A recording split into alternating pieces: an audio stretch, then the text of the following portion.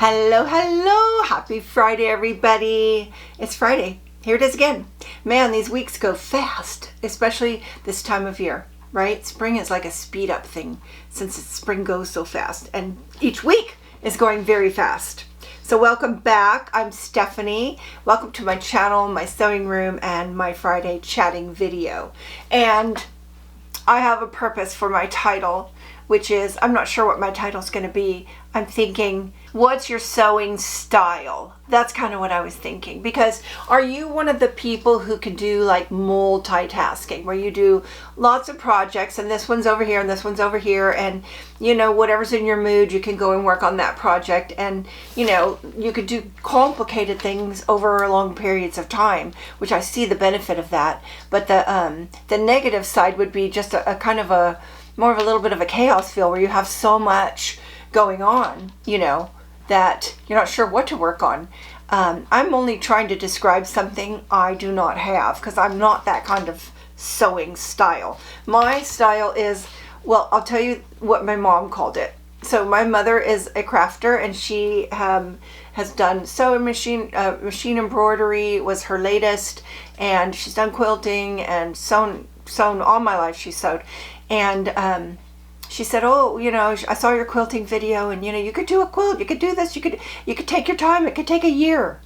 And I mean, oh my gosh, you know what I said? I said, I can't do a project that takes a year. I need to finish stuff. She said, oh, you're a finisher.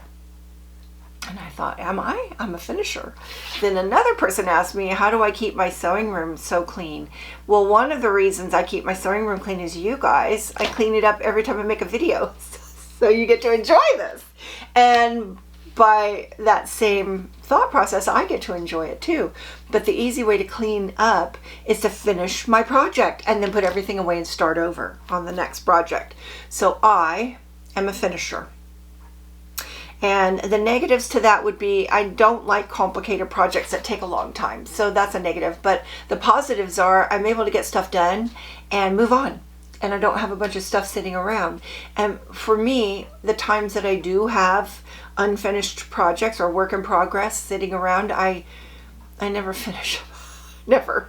Like, there's a reason it's sitting there, not done. It's probably because I'm not going to do it. So I want you to vote. And I'm thinking we'll call them multitasker versus finisher. So they both sound good, because there's no bad here. It's just your personality, right? And I feel like just my personality would be the multitasker, because that's how I am in life. I'm doing lots of things at once. I kind of like that. But in sewing, I just like to get it finished. And I like fast, easy projects. So here's what brought this whole thought process. I'm in the middle of a project, and I so wanted to finish for this video, but I ran out of time. I need to get this filmed and put out, because I have my grandkids tomorrow, which is Friday, and I won't have time. And I don't want to not put out my Friday video, because I really love connecting with all of you, and it is just a goal of mine to always get that done, and hopefully by Friday. I've done a few that were late, but I try. And so here's the top.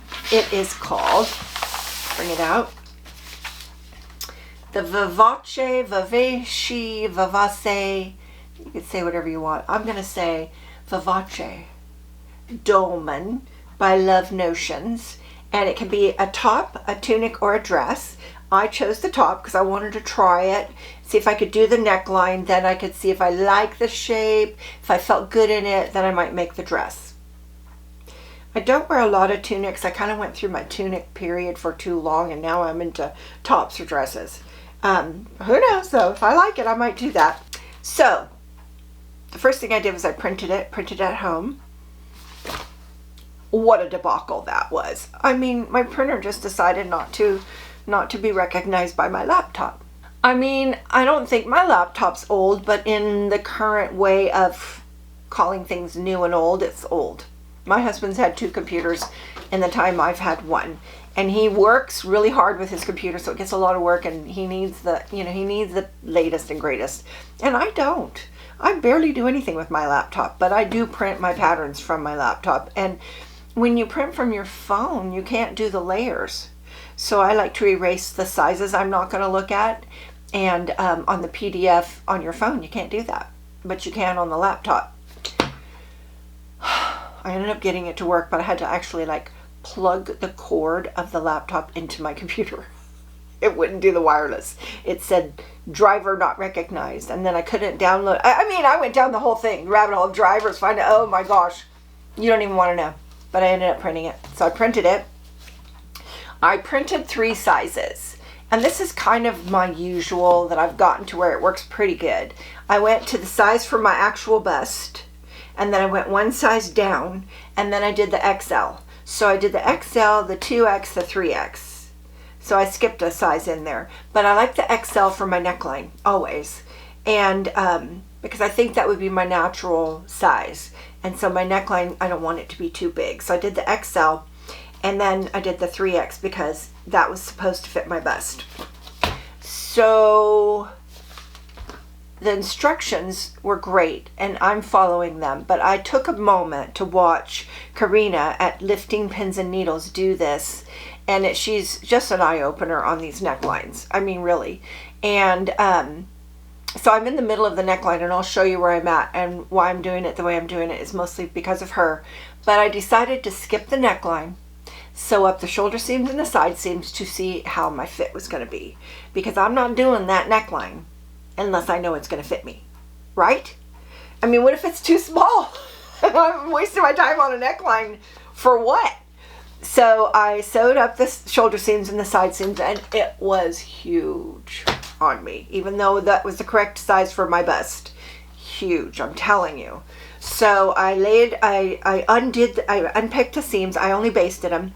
So I undid all the seams, laid that fabric back down again, and I cut it to the 2X, and that was a lot. The difference between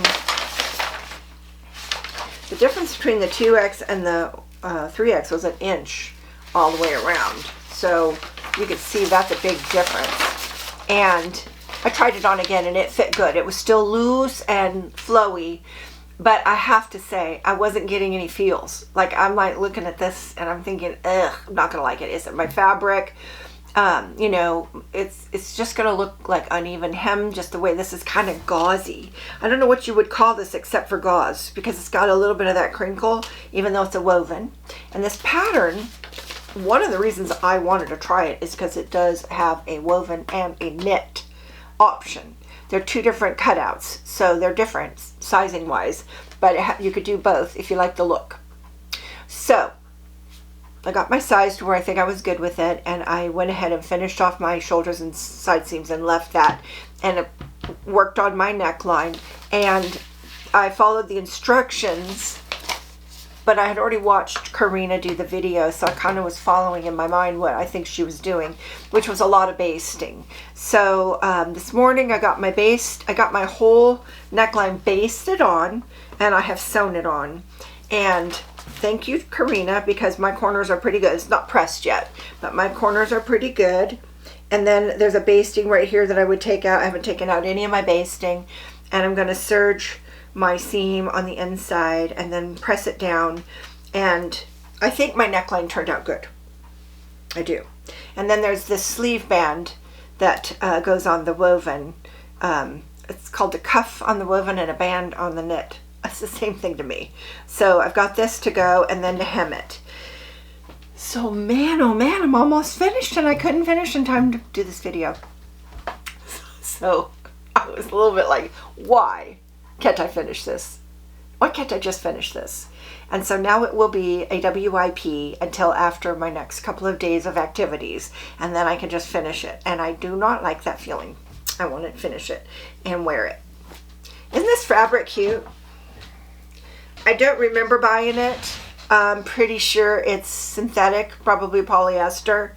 So I don't know what it is, but I wanted to make it up, and then that's going to be my test garment, and I can wear it. And I don't know, I had a couple of thoughts on it, but I'm going to finish it first, and so hopefully I will have a finished garment to share with you next Friday.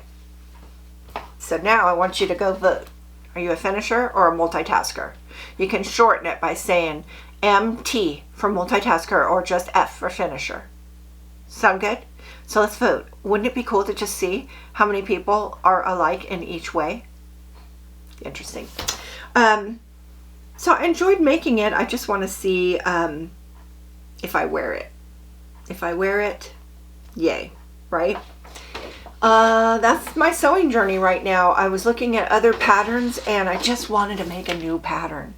I'm such a repeater. I love making patterns over and over. That's probably part of the finisher personality, just to make something I know I can do quick and easy. And so I just kind of bored with doing that. So I needed a new pattern. And in the looking through not only the patterns I have, but also, you know, just looking at my favorite online pattern choices, you know, of the indie patterns, I saw tons of things I'd like to make. So I'm just going to make a list, and, you know, the next time I have an idea that I want to make something new, I'll go to that list. And I had this thought, and I wondered what you're thinking. You know, with Joann's closing, it's just going to take out a number of industries. Boom. I mean, the big four, the Simplicity, the Butterick, McCall's, and Vogue. I mean, yeah, on the pattern it says $17.95 or whatever, $20. I've never paid that. Joann's always had sales, and they always had them for $1 or $2, right? And the 100% always was 30% off. So you never paid full price. So what are those companies going to do? Do they even care? Or are they just going to go out of business? No more of the big four. I mean, that's good for these indie companies. I bet they're getting already a little boost, at least in America, because we all got our patterns from Joann's a lot because it's just so inexpensive. I would go in there at $1 a pattern or $2 a pattern. I would just buy a whole bunch and stick them in a drawer. And I do love those patterns, but I think if I'm going to be honest, and I'm always trying to be honest with you guys, I think the indie patterns that I love, the makers of, are consistently just easier and more easy to fit, and they're just, no, I don't know. I like the big four too. I'm a 50-50. I'm going to say it 50-50 because I love so many patterns that were big four. So is it even going to be a thing? Or are they going to no longer exist? Or will somebody else buy them? They're just owned by a big corporation. I don't think anybody really cares. Isn't that what happened to Joann? They got bought by a big corporation. I mean, they probably did get bought several times. I don't know the whole story, but it was a lucrative business, I understand, and then they messed with it. And then the debt was too big, and I think there's a market out there for all of this. And I'm looking forward to seeing what happens, you know, what comes to us as options for buying fabric and notions and all of that. It's just a whole opportunity out there for other businesses. So on the personal front, I am loving spring. I mean, it's here, it's still early, so there's still just the wintry early spring flowers, the daffodils. I don't think you can see them out here, but they're out here. And I'm ready to plant some more. The mystery of whether our tulips would come up or not is over. They have come up and they haven't bloomed yet. It's going to be a while, but there's a ton of them and I can't wait. It's just going to be amazing. So I definitely want more.